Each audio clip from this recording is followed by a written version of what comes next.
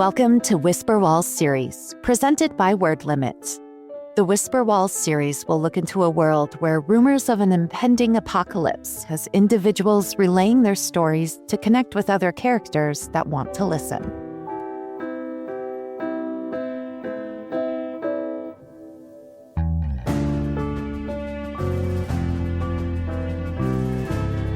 Our first story, titled The Gift of Grief, is about an individual sharing the unique power he has. But the most strange thing about this story is why he's revealing his lifelong secret now. If you like these tales and look forward to hearing more, please follow us on X at Word Limits or on Instagram at WordLimitPod. The story's word limit to grab your attention is 50 words. Enjoy. For a while now, I've had this power. Whenever I walk by anyone, whether it be on the sidewalk, in the park, or in a mall,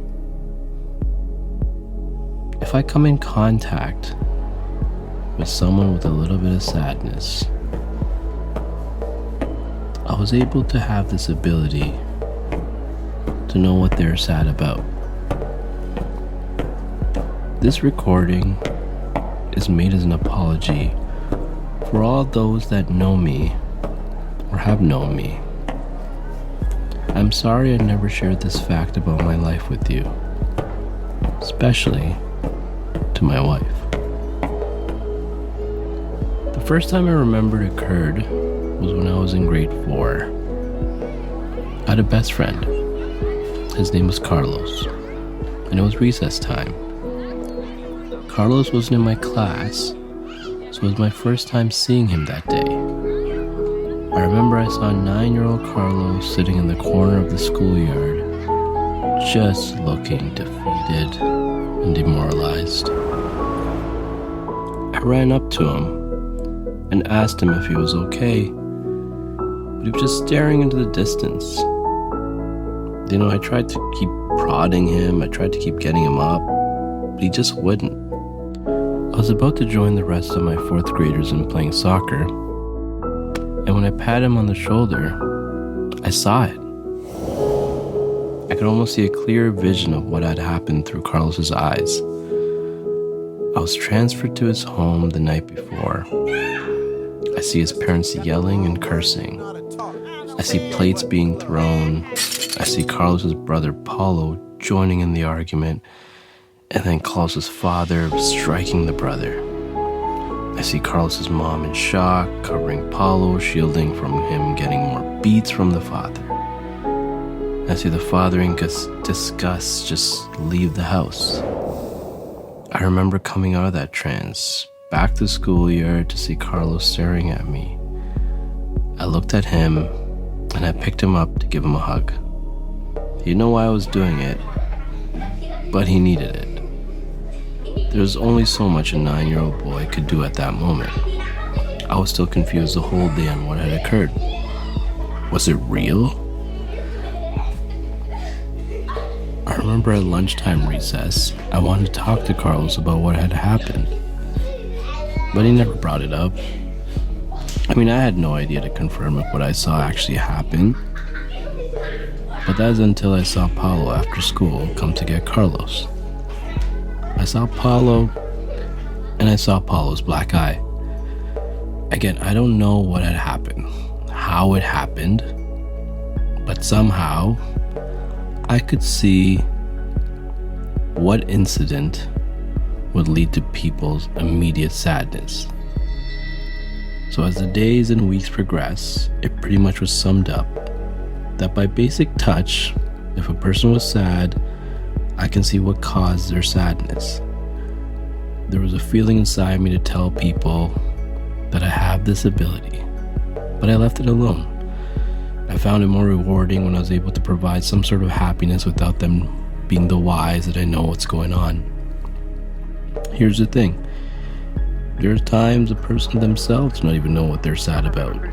Think about it. Ever just see something on a news show that just gets you down, but when you walk about the house, you feel down, but you don't even know it's because of that news headline?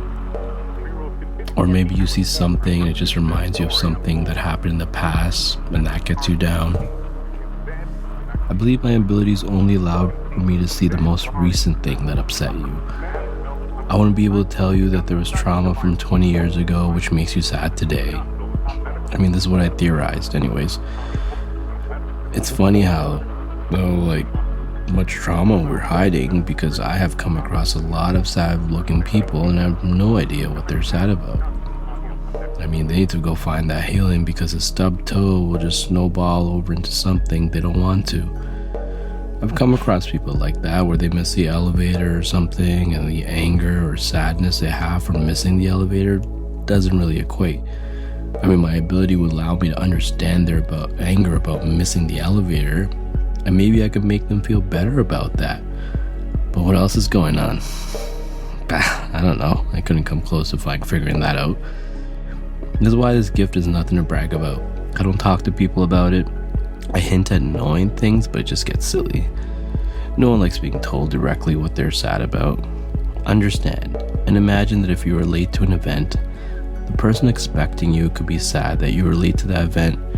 You could try to resolve it, but that underlying sadness is from neglect from other friends, maybe constant disrespect and insecurities that run deep. Meaning, me knowing that someone is upset about that one moment will not fix all their woes and maybe just apply a band-aid to a shotgun wound. That's not to say I haven't maybe brightened up someone's day. I remember I brushed this guy's shoulder at the gym and I saw that he was sad about his spin class he ran the night before where nobody showed up. He looked like he was going to be prepping for a class today, and as tired as I was from my workout, I joined. Called in a bunch of buddies at the gym and we gave that guy a class, I tell you. I recently checked up on him on Instagram. The dude is lighting it up with the classes. I mean, I have met other people who have been sad about unusual things. I met a girl once that was sad that their boyfriend was always twerking at parties. I met a guy that was sad because McDonald's doesn't serve pizza anymore. I met a Caucasian male who was sad they couldn't say the N-word. Yeah, not everyone needs to be helped. You may ask, have I ever used the power to get girls? Of course I have. I can't tell you all of them. I mean, I felt it was a little disingenuous, honestly, after a while, but some of the greatest memories I have were these flings. There are a few times strolling through the park, I would see a female down, maybe from a breakup, and I would come to save the day. I'm sorry, Becky, Laura, Joan. Yes, Joan, I'm sorry, I don't know why it didn't work out, and I see you sometimes in the park. Wish I could speak to you, but I hope you're doing well. Because I know we made memories just seem like it was not anything significant to make it something special, right? There was an incident though that this power or ability or whatever you want to call it almost got me killed. So I saw this young man sitting at a bus stop. The guy was dressed in all black and staring blankly into the traffic. As he was a little younger, and I don't know, something just compelled me into speaking to him to make him feel better.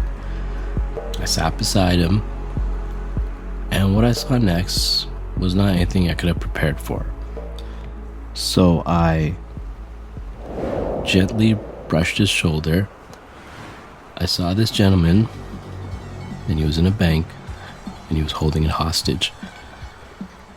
I saw him being led by a female, presumably someone who works at the bank. And then it cuts to him running out of the bank, but then being cornered by police from all directions. So he had a bag, and he dropped the stash he got from the bank, and he did some sort of CrossFit parkour through the buildings to escape. Now this memory is fresh. It must have been that day. I mean, I felt bad for the kid, but when he got caught that I was staring at him, he almost looked like he knew that I knew what he had done. He grabbed me by my collar, threatened to kill me, and asked him what I knew. I told him I didn't know anything and just knew he was sad, but he kept asking what I knew. I kept trying to say I knew nothing, but he grabbed for his gun. Look, I told him I just felt something and maybe there's no point in running. And then he told me to close my eyes, and as I kept pleading with him, I stayed there for what felt like an eternity, waiting for my life to end. Once I opened my eyes, he was gone. Never saw him or heard of him again. I would check the news to see if they ever caught him, but never saw anything. I mean, that was the closest I came to sharing this power I had. Although I don't think that was my strangest interaction. One time I was on the subway. I was grazed by someone. I couldn't catch who the person was, but then I saw their memory and I saw them in a hood. I couldn't see their face, and in the memory, the person was sitting in front of a mirror, and they held up a note, and on the note it read, "I know you know my sadness, and I'm really sad that you don't help me." So when I saw that, I shot up from my seat, tried to look around, but I couldn't locate the person. I lost him in the crowd somehow. I didn't get it though. How did they know? I never told anyone of my gift or my ability, or whatever you want to call it. What were they expecting me to help them with? If they knew of my ability, how much did they know? Did they know that I can't help with the trauma that they're dealing with? Because I couldn't see those. And I wanted to find them again. So I tried every day to be in the same train car at the same time, hoping that they would come by again. But they never did. And I would grace the other miserable people on the train. Yeah, I'm pretty sure you know the saddest people in the world are on the subway heading to work and coming back from work. But it's the sacrifice I was making to find this person. And then on my mission, I came across this sad old man. When I brushed his shoulder, I saw the memory of him calling on a phone that said daughter. He left a sad message saying how he wished they had more time together and sorry he wasn't always there for her. He explained to her how he wished she didn't take the wrong turns in life, but he was to blame. The sadness of that message inspired me to talk to him. I learned of his name, Evan. We started talking about our hometowns and how his daughter is very close to my age. He was actually riding the subway hoping to run into his daughter. We exchanged numbers, and every once in a while we would meet for coffee if we caught each other on the train. On one particular day, we met up, and he was beaming as he was sitting with his daughter. His daughter, Eve. And first I met Eve, she eyed me down very suspiciously. Evan had told her all about me, and it seemed like he was almost giving away my power or ability without him even knowing. I told her how I had got to him on his darkest day and almost knew I had to share him. She told me when she found out about that story, she had to meet me. It's funny, as much as I hit it off with Evan, I did hit it off more with Eve. She seemed very intrigued by me. We became more than friends, and my focus on other people's sadness only shifted to making her happy, and that's all that mattered. I never cared about the wrong turns that Eve had made in her life, as I seemed to be making sure she was happy as I wanted to make her. But that was a problem with this gift. I guess I could be the biggest sweetheart, but you can also deem me the biggest a-hole. Since if I knew what makes you sad and I don't do anything about it, what does that make me? Who cares? All in all, I married Eve. We've been together for 3 to 4 years now, and I think it's best that some secrets be revealed. So this recording is for you, Eve. I'm sorry that I never shared my power and my ability with you. Yes, I knew you were sad when I would hang out too late at the gym, and I would do nothing about it to make it up to you. I know you would get sad that I'm a slob and would do nothing about it unless you say something. I know you're sad when I would finish a show without you on Netflix.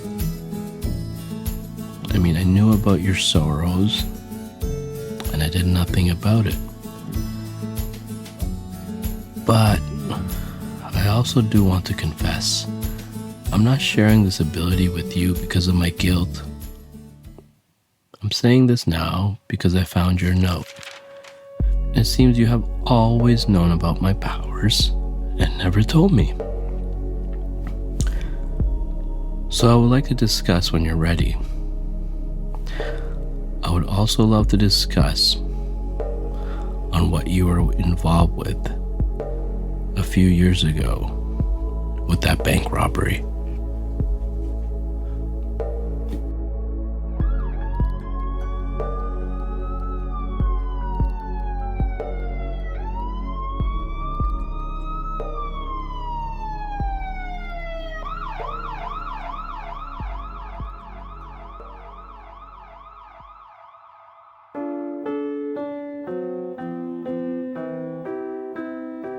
Thanks for listening.